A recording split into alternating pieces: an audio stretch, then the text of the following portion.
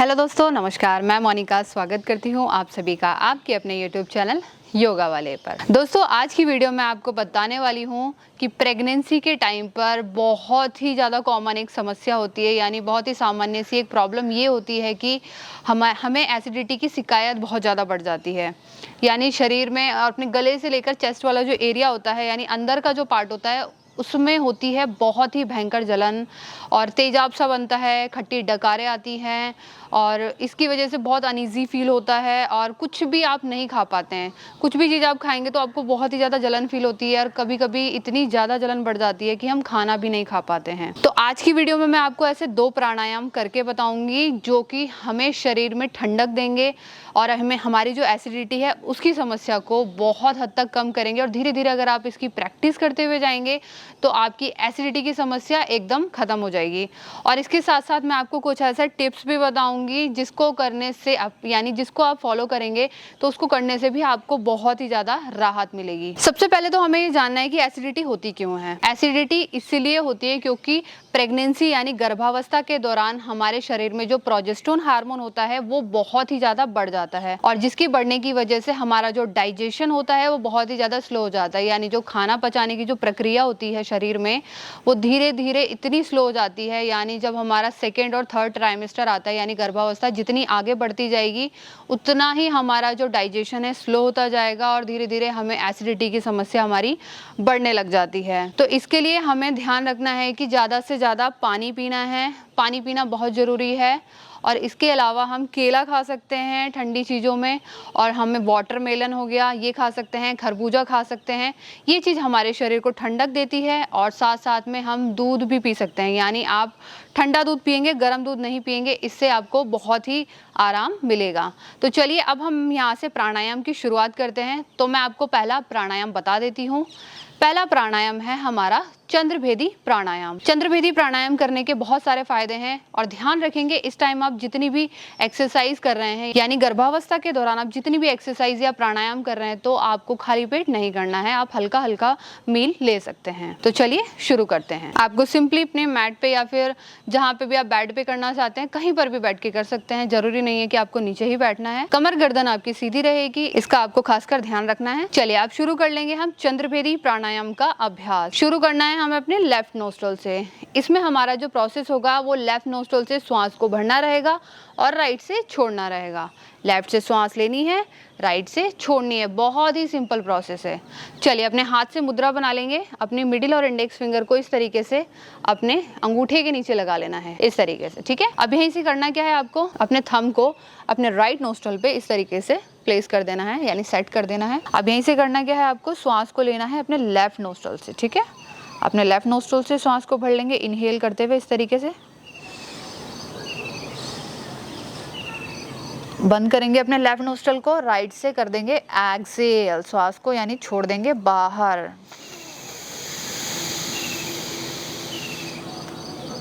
Left से लेंगे,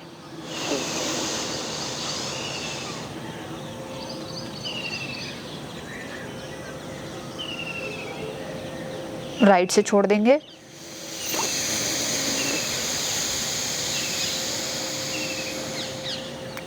left से लेंगे,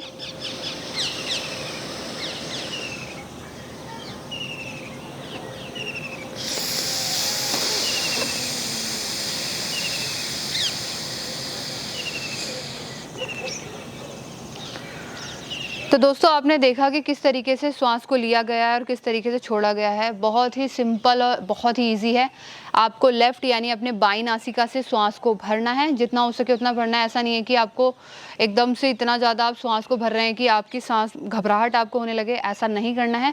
जितना हो सकता है अपने कंफर्ट के हिसाब से श्वास को ले लेंगे अपने लेफ्ट नोस्ट्रल से और राइट से श्वास को बाहर छोड़ देना है, बहुत ही ईजी तरीके से। तो दोस्तों आपको इसका अभ्यास भी 3 बार करना है। 3 बार आपको किस तरीके से करना है, यानी लेफ्ट से श्वास ली, राइट से छोड़ी, 20 टाइम आपको करना है लेफ्ट से इनहेल और राइट से एक्सहेल। ठीक है, और इसी तरीके से आपको इसे 3 बार रिपीट करते हुए आना है, जिसका अभ्यास का नाम है चंद्रभेदी प्राणायाम। चलिए अब यहीं से हम आ जाएंगे दूसरे अभ्यास के लिए, यानी दूसरे प्राणायाम के लिए।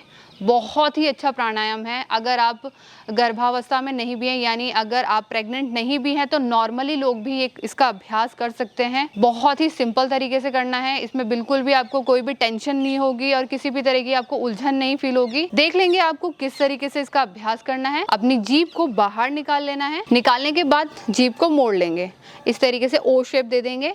और अब यही से करना है कि अपनी जीभ से श्वास को खींचना है। जैसे हम स्ट्रॉ से, कोई पाइप होती है जिससे हम सक करते हैं, यानी खींचते हैं अंदर की तरफ, उसी तरीके से आपको श्वासों को अंदर की तरफ खींचना है और अपने नोस्ट्रल से बाहर छोड़ देना है। मैं आपको इसमें बताऊंगी कि बिना कुंभक के करना है, यानी श्वास को इसमें नहीं रोकना है, क्योंकि प्रेगनेंसी के दौरान श्वास को रोकने वाली कोई भी आपको एक्सरसाइज नहीं करनी है। इसका आपको ध्यान रखना है। चलिए देख लेंगे किस तरीके से करना है। जीभ आ गई बाहर, आप इसी को फोल्ड कर लेंगे। अब यहीं से श्वास को खींचना है। देख लेंगे किस तरीके से।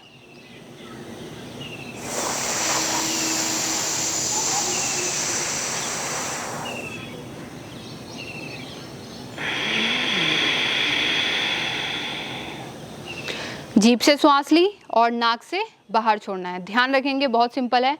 मुंह से श्वास लेना है और नाक से छोड़ना है। 20 टाइम आपको इसका अभ्यास करना है। मैं दोबारा से एक बार आपको करके बता देती हूँ।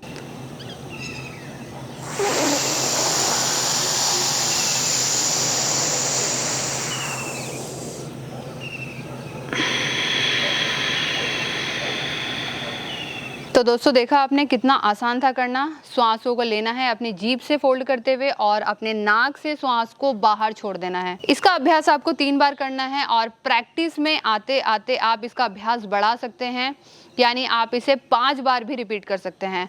आपको इसके बहुत सारे बेनिफिट मिलेंगे और आप इसका अभ्यास बहुत ही ईजी तरीके से कर पाएंगे। और दोस्तों जैसा मैंने आपको बताया था कि अगर एसिडिटी बहुत ज़्यादा बन रही है तो आप ठंडा दूध पी सकते हैं। पानी का जितना हो सके अपने शरीर में पानी लें, क्योंकि पानी की कमी की वजह से भी हमारे सीने में जलन शुरू हो जाती है। और इसके अलावा खाना आपको बहुत ही हल्का खाना है। तेल वाली चीज़ें बिल्कुल नहीं खानी है, स्पाइसी चीज़ें बिल्कुल नहीं खानी है, यानी ऑयली चीज़ों से जितना आप बचेंगे उतना अच्छा रहेगा। मिर्च वाली चीज़ें आप जितना खाते हैं उससे भी हमारे सीने में जलन शुरू हो जाती है। तो कोशिश करें इस टाइम पर आप जितना सिंपल खाना खाएंगे, जितना उबला हुआ खाना खाएंगे, उतना आपको बेनिफिट मिलेगा। तो दोस्तों आपको वीडियो कैसी लगी है कमेंट्स करके ज़रूर बताइएगा और साथ साथ में हमारे चैनल को सब्सक्राइब करना ना भूलें। बेल आइकन को भी ऑल पर प्रेस कर देंगे ताकि इसी तरह के हेल्दी अपडेट्स हमारी वीडियोस के थ्रू आप तक ईजिली पहुँचते रहे। तो अभी के लिए नमस्कार, जल्द ही मिलेंगे अगली वीडियो में।